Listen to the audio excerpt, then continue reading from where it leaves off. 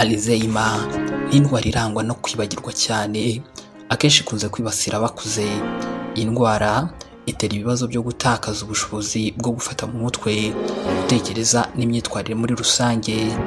Akenshi ibimenyetso byayo biza gahoro gahoro kugeza igihe bibaye bibi cyane, ku buryo uyirwaye aba atakibasha gukora ibintu bisanzwe mu buzima bwe bwa buri munsi. Ndabasuje kandi mbahaye ikaze kuri M250 TV, ikiganiro cyo ni Philosophy of Life. Uno munsi wa none tugiye gusobanukirwa byinshi ku ndwara ya Alzheimer. Yewe bakusanyirije kandi ugiye no kubibagizaho ndi Muhire. Mbahaye ikaze. Iyi ndwara ihitana umubare munini w'abantu ku isi, dore ko iza no mu myanya ya mbere mu zihitana abantu benshi ku isi, cyane cyane abakuze.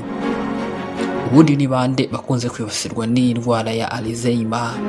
Iyi ndwara ni ubwoko bugaragara cyane bwo kwibagirwa, aho ubwonko butangira gutakaza ubushobozi bwo kwibuka no gukora imirimo yabwo isanzwe ya buri munsi. Nubwo ariko yibasira abakuze guhera hejuru y'imyaka 65, gusa n'abatoya ishobora kubibasira, aho ibimenyetso byayo bitangira kuza umuntu akiri muto. Uko umuntu agenda asaza niko mu mubiri haberamo impinduka nyinshi, n'ubwonko niko bigenda.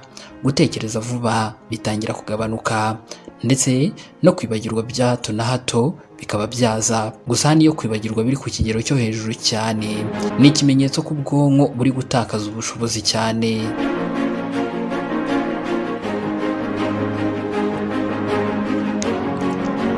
Ibimenyetso bya Alzheimer, ikimenyetso cya mbere kigaragara cyane kandi gishobora no kuza mu gihe itangiye kukugaragaraho cyane ukiri muto, ni ukwibagirwa ibintu bishya umaze kwiga.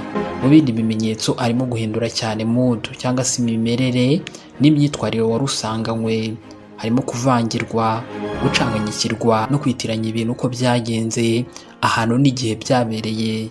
Harimo kandi kwishisha abo mu muryango wawe, inshuti zawe cyangwa se abandi bakwitaho. Hazamo kandi gutakaza ubushobozi bwo kwibuka, kuvuga amagambo amwe n'amwe bikugoye nabyo ni ikimenyetso. Kugenda ndetse no kumira birahinduka cyane, ukabona biragoranye. Abantu barwaye Alzheimer kimwe n'abandi bose batakaza ubushobozi bwo kwibuka, kumenya no kwemera ko barwaye usanga ari ingorabahizi. Ni ngombwa rero niba ukeka ko hari uwo waba uzi yaba afite ibimenyetso, kwihutira kumujyana kwa muganga bikamufasha hakiri kare. Ubushakashatsi bwinshi bugenda bugaragaza ko iyi ndwara igenda yiyongera cyane mu bihugu bikiri mu nzira y'amajyambere.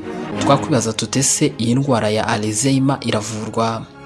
Kugeza ubu iyi ndwara nta muti ifite, nta n'uburyo bwo kuyirinda buramenyekana. Gusa ku muntu uyirwaye havurwa ibimenyetso agaragaza. Kugeza ubu ngubu imiti ihari ndetse iboneka nifasha mu kurinda kwibagirwa ndetse no gutuma uyirwaye arushaho kubaho mu buzima bwa buri munsi neza. Ubushakashatsi buracyakomeje mu gushaka uburyo iyi ndwara yavurwa ndetse n'uburyo ishobora kwirinda. Ngayo nguko rero ikiganiro cyacu Philosophy of Life nta tugisoreje. Mbibutsa ko ikigo M250 Group Limited kibafasha mu guhura n'inzobere z'abaganga mu by'ubuzima bwo mu mutwe. Byose tubagezaho ni ibibafasha gusobanukirwa byinshi ku by'ubuzima bwo mu mutwe, hanyuma tugatanga n'umurongo mugari ushobora kubahuza n'inzobere zitanga ubufasha mu by'ubuzima bwo mu mutwe. Dukorana n'ibigo bya leta ndetse n'ibigo byigenga. Niyo mpamvu ukeneye ubufasha, ukeneye kunguka byinshi, ukeneye kugira ibyo usobanukirwa, duhamagara unyuze kuri nimero tuba twashyize muri description kugira ngo dukomeze gufashanya. Dukorana n'inzobere mu ngeri zose, abana, urubyiruko ndetse n'abantu bakuru. Bose bashobora gufashwa ahantu ha nyaho ndetse no mu gihe cya nyacyo. Kandi subscribe hano kuri M250 TV kugira ngo tujye tubana mu biganiro byacu tugenda tubagezaho buri munsi.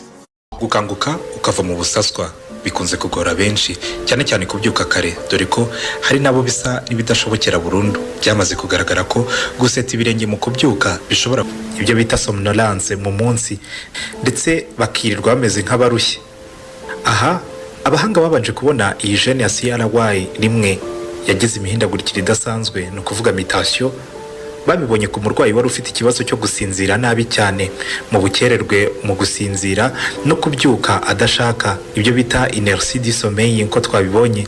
Nyuma baza gusanga iyo nenge kuri gene ya CRY1 kuri uwo murwayi ari nayo igena ingano y'uruhererekane rw'ibihe byo gusinzira no kwicura, ifitwe n'ababyeyi be n'abandi bantu bo mu muryango we 5 bose bagiye bagira ibibazo byo gusinzira nabi biturutse ku mihindagurikire yabaye kuri iyi gene ya CRY1.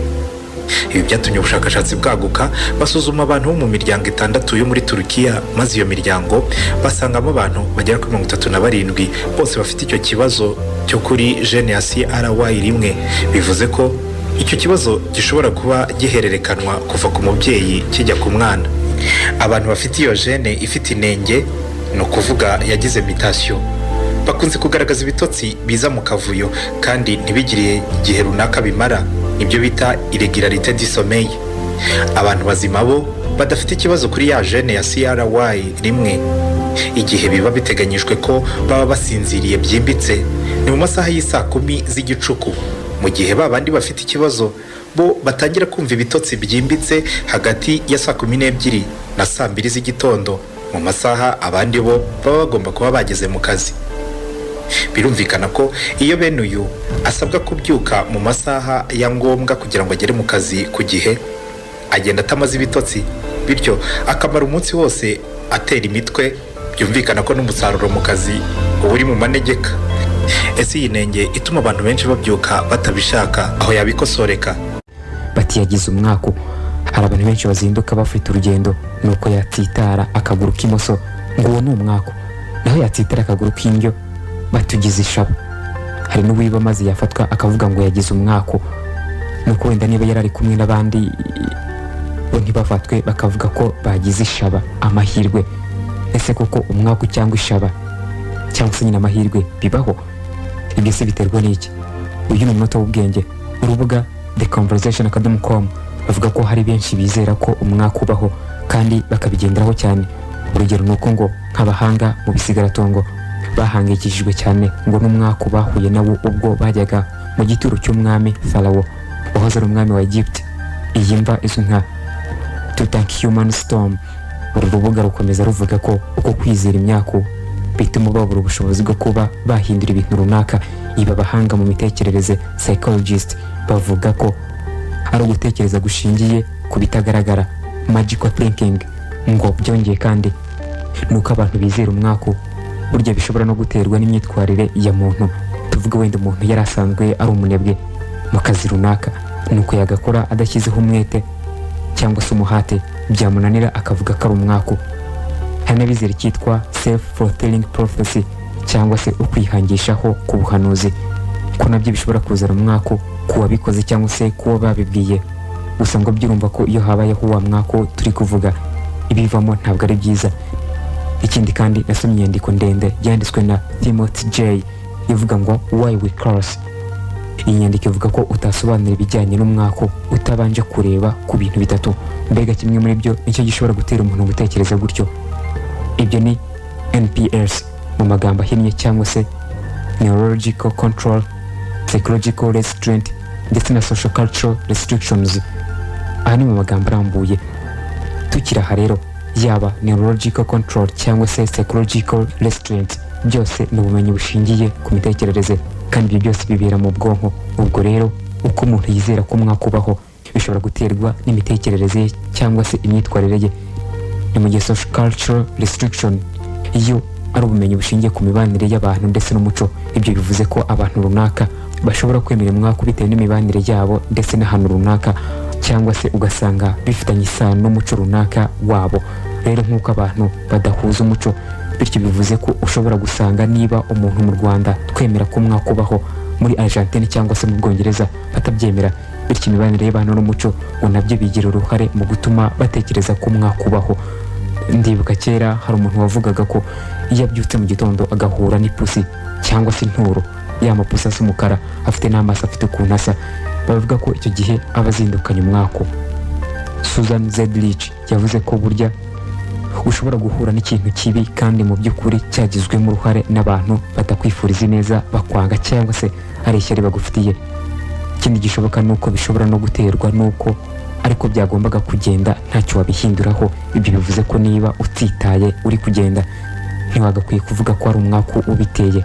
Niba ugiye guhaha ukibwa amafaranga bikarangira udahashye, ngo ibyo nabyo byagizwemo uruhare n'uwakwibye.